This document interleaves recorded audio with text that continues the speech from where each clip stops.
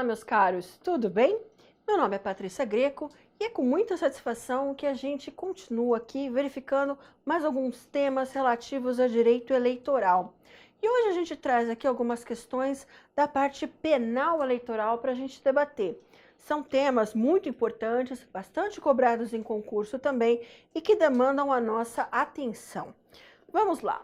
Quando a gente fala de processo eleitoral e crimes eleitorais, a gente tem que ter em mente que os crimes políticos, eles são um gênero, nos quais nós temos os crimes eleitorais, os crimes contra a ordem política e social, os crimes contra a segurança nacional, e aqui tem a relação também dos recursos penais eleitorais, que dizem respeito à apuração desses crimes, tá? Isso é muito importante a gente ver, porque sempre que a gente pensa em crimes políticos, automaticamente a gente pensa em qualquer espécie, mas não é. Tem aqueles que são afetos apenas à ordem política e social ou contra a segurança, mas tem aqueles que dizem respeito ao processo eleitoral. E são sobre esses que a gente vai debruçar a atenção de agora em diante. De quem é a competência para julgar os crimes eleitorais?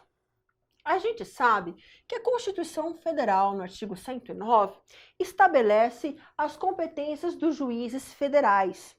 E nesse artigo ela diz o seguinte: os crimes políticos, por isso que a gente tem que debruçar atenção aqui, tá? Porque a gente acabou de ver que isso daqui é um gênero. E as infrações penais praticadas em detrimento de bens, serviços ou interesses da União, ou de suas entidades autárquicas ou empresas públicas, excluídas as contravenções e ressalvada a competência de quem?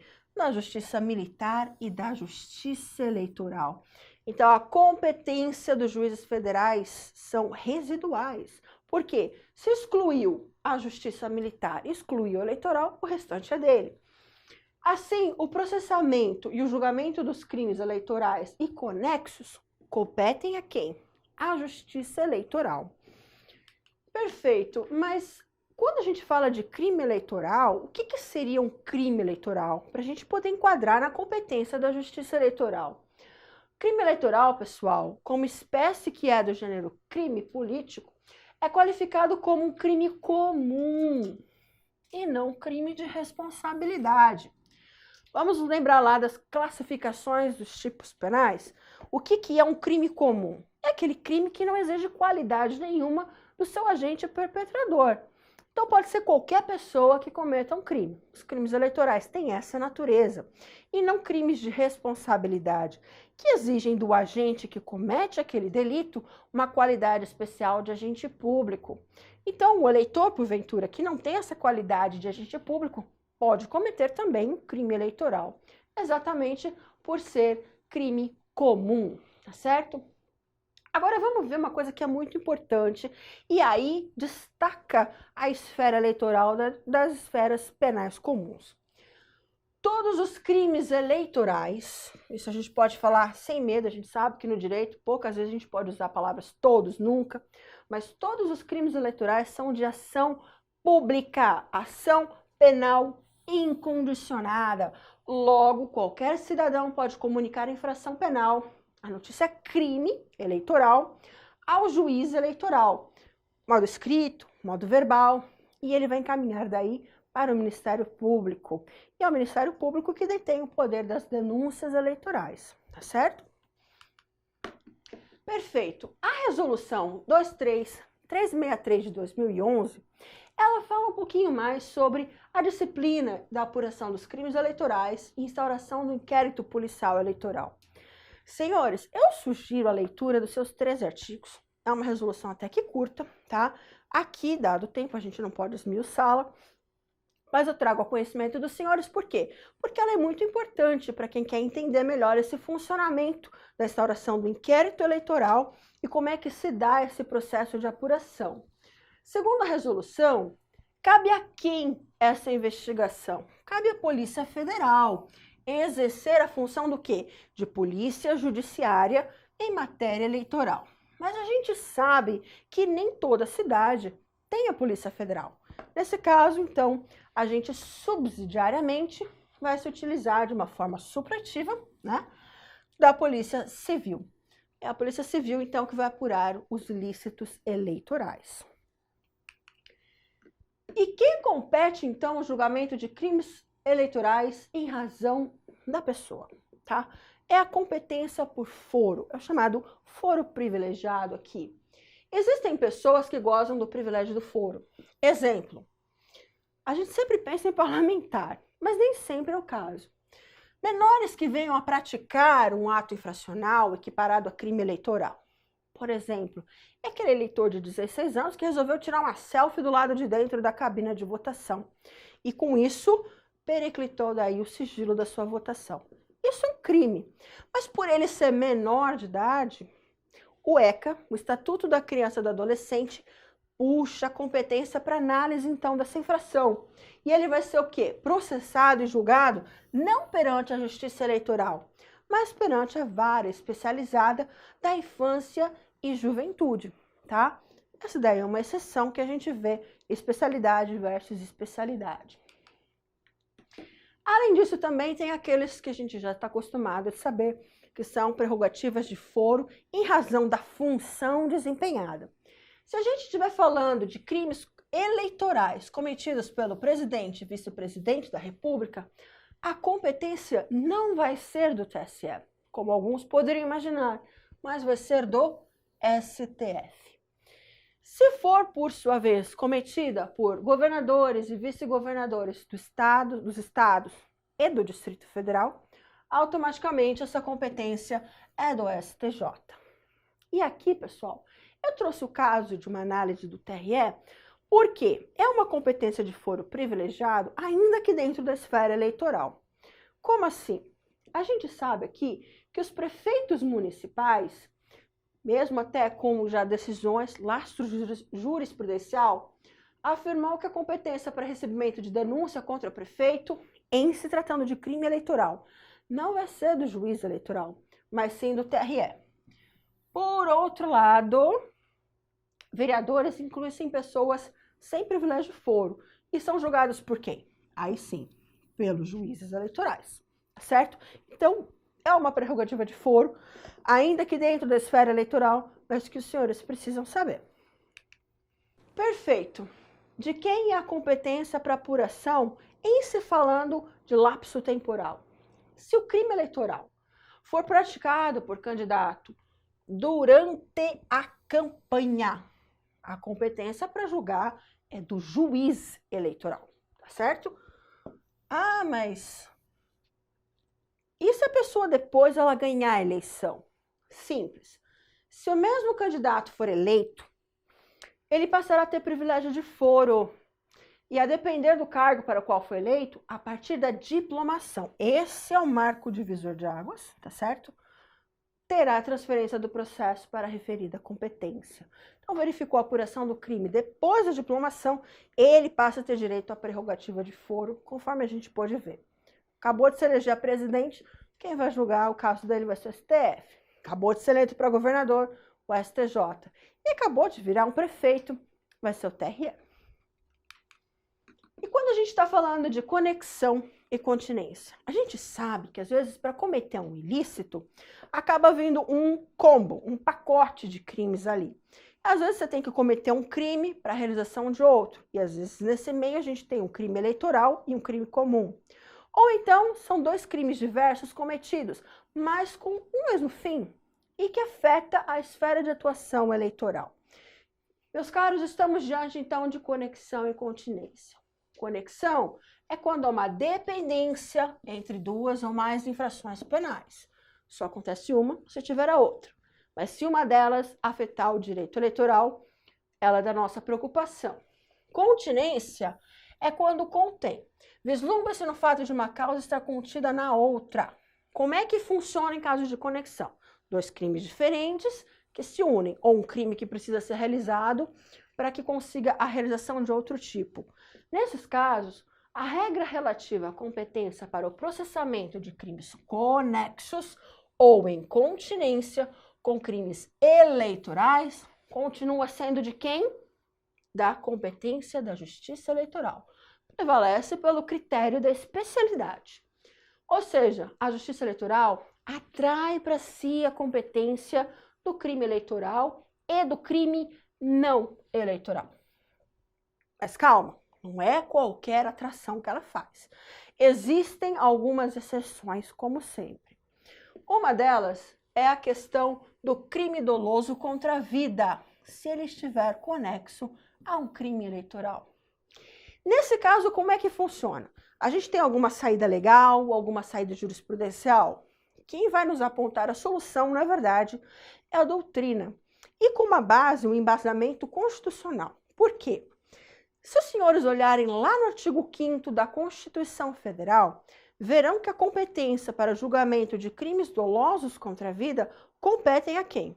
Ao júri popular.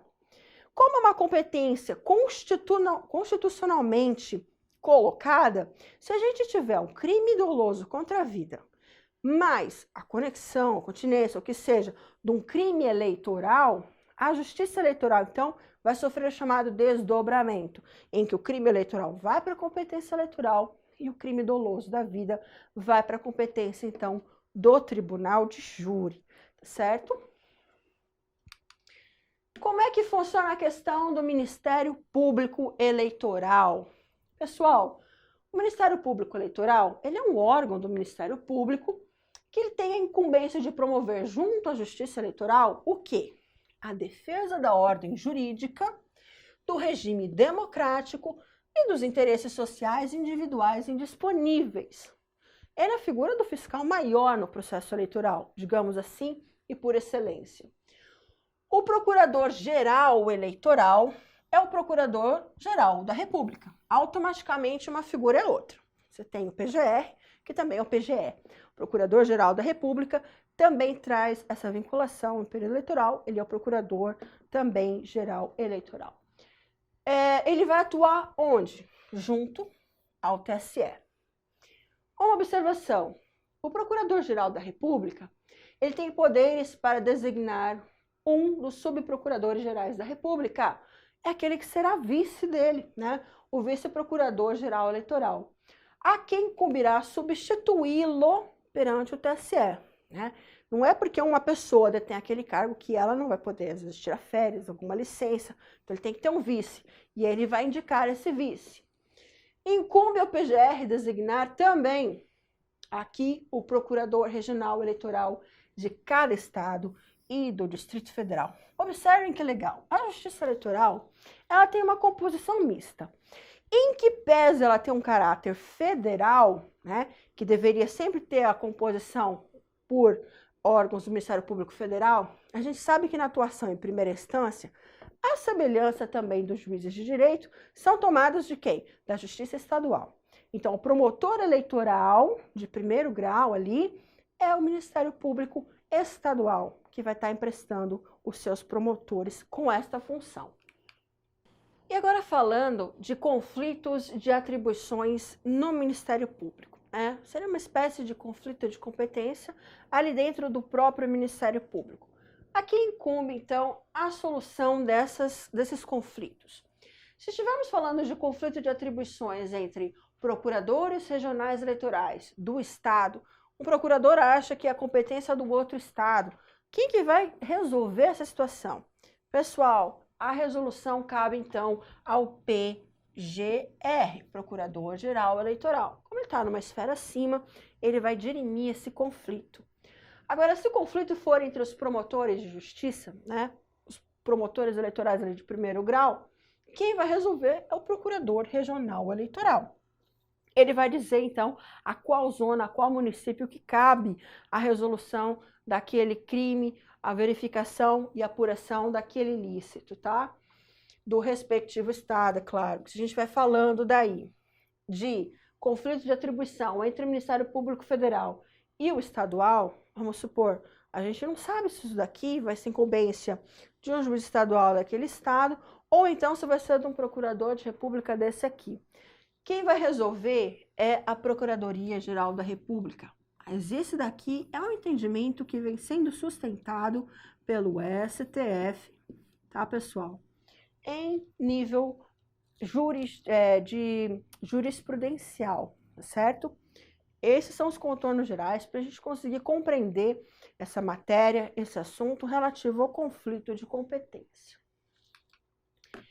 Como é que se dá a atuação do Ministério Público Estadual frente às atribuições eleitorais?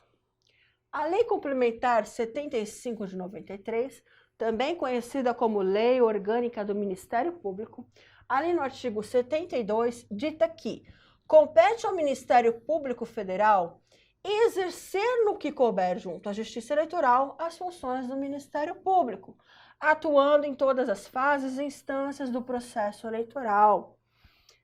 Agora, por outro lado, vamos dar uma olhadinha aqui o que diz o 78. As funções eleitorais do Ministério Público Federal perante os juízes eleitorais serão exercidas por quem? Pelo promotor eleitoral. É aquilo que a gente falou. A Justiça Eleitoral, como ela está bem capilarizada ali, fica um pouco difícil, às vezes, tomar emprestada as figuras federais em alguns municípios que, porventura, não têm o exercício ali. Que é o caso, às vezes, da Procuradoria da República. Então, vai ficar sem um promotor eleitoral? Não. Toma-se o promotor eleitoral estadual, o promotor estadual, para fazer as vias de promotor eleitoral. Tá certo? Então, em primeira instância, é o Ministério Público Eleitoral estadual que vai estar atuando. E a partir da segunda instância, aí sim a gente tem a figura federalizada por meio dos procuradores regionais eleitorais que vêm da Procuradoria da República. E, como a gente sabe, o procurador-maior nessa estrutura hierárquica é o PGR, que é o Procurador-Geral da República e também Procurador-Geral Eleitoral. Conclusão. Na primeira instância, juízes e juntas eleitorais atuam os membros do MP estadual, da mesma forma que são os juízes, né? São emprestados daí da Justiça Estadual. Um quadro sinótico aqui para a gente relembrar: o Ministério Público Eleitoral vai atuar em que esfera? Se estamos falando do PGE, vai atuar no TSE, e ele é o chefe do Ministério Público Nacional. Âmbito de atuação é o mesmo âmbito de atuação do TSE, eleições presidenciais. De outro modo, o Procurador Regional Eleitoral vai atuar no âmbito dos TRS. Ele é o chefe do Ministério Público Eleitoral Estadual, e ele vai atuar nas eleições estaduais e distritais. Lembrando quais são os cargos: governador e vice, senadores suplentes, temos os deputados estaduais e os deputados federais. Aqui temos a figura do promotor de justiça eleitoral. Ele vai atuar junto de quem? Dos juízes e das juntas eleitorais. Ele é o quê? O chefe do Ministério Público Zonal e atua nas eleições municipais, que são para prefeito e vice e para os vereadores, tá certo? Então, aqui a gente tem um quadro resumido. Guardem muito bem essas competências e em que esfera que o Ministério Público vai estar atuando. O entendimento jurisprudencial dominante dita que o Ministério Público Eleitoral, ele não é, observem bem, não é parte legítima para promover execução fiscal de multas eleitorais. Essa atribuição é de quem? É dos procuradores da Fazenda. Então, por mais que o Ministério Público atue ali uma propaganda irregular ou alguma coisa do tipo e haja a imposição de uma multa, essa multa não será cobrada posteriormente pelo Ministério Público. Mas, em sendo de caráter civil, é claro, essa multa vai ser cobrada por quem? Pela Fazenda Nacional, pelos procuradores da Fazenda Nacional, certo? Isso aqui já está bem sedimentado. Se cair numa questão, com certeza os senhores vão relembrar dessa aula e vão marcar correto. Temos uma inovação que veio com a Lei 13.834, aqui em 2019, e acrescentando o artigo 326A, que trata do crime de denunciação caluniosa eleitoral. Aonde? No Código Eleitoral, tá, pessoal? Essa introdução aqui foi de mais um tipo no nosso Código Eleitoral. O que é esse novo tipo que veio? Foi uma resposta que o legislador tentou dar e foi chamado do quê? de crime anti-fake news. A proposta deles é a seguinte: quem der causa à instauração, não precisa nem ser o julgamento, do quê? De investigação policial, ou de processo judicial, ou de investigação administrativa, pode ser o inquérito civil, ou então uma ação de improbidade administrativa, atribuindo alguém a prática de crime, veja bem esse vocábulo, crime, ou ato infracional, de que sabe que aquela pessoa é inocente, mas com que? Finalidade eleitoral.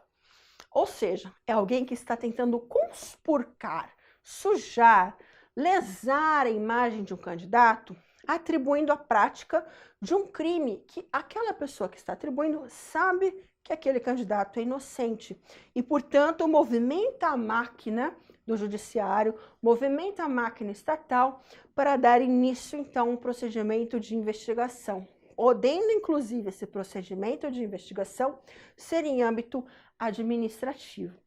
E, senhores, observem, essa lei aqui, ela traz uma pena bem pesada em se falando de termos eleitorais. Aqui estamos colocando uma reclusão de 2 a 8 anos, mais a multa, tá? Por que a gente está passando isso? Porque é possível que, como se trata de um novo tipo, com uma repercussão muito grande, né? Porque o tema de fake news é um tema que vem tomando muita atenção ultimamente dos estudiosos do direito eleitoral, e veio essa resposta. Então, esse tipo ele pode ser cobrado, inclusive com a combinação de pena de 2 a 8 anos de reclusão. Veja o seguinte, nos seus parágrafos, ele traz tanto causas de aumento de pena, tá? Se o agente se valer do quê? Do anonimato, tá? Se valeu do anonimato, dificulta ainda mais a localização de quem realizou aquele ilícito e, portanto, vai ter uma causa de aumento de pena. De outro lado, tem também a previsão de causas de diminuição de pena. Quando? Lembra que eu anotei ali?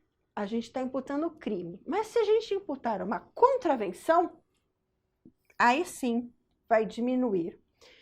E uma coisa muito importante dos senhores anotarem aí. Esse tipo, ele é voltado não só para quem cria essa falsa comunicação, mas e sobretudo para quem divulga ou propala, sendo ciente da inocência do acusado. Quem auxiliar, sabendo que aquela pessoa é vítima de uma denunciação caluniosa com efeitos eleitorais, vai correr nessa mesma pena, podendo incidir ainda, se fez com anonimato, nessa causa de aumento de pena, certo? Então, debrucem um pouquinho mais a atenção dos senhores nesse tipo penal, porque ele é novo, ele veio agora com essa última reforma, e é muito importante o quê? Que ele tentou dar esta resposta, tentou trazer uma alternativa, uma solução que se revestiria do quê? De um combate às fake news, certo? Essas são as principais observações em se falando da análise do âmbito penal na esfera eleitoral. Muito obrigada, senhores, e até uma próxima.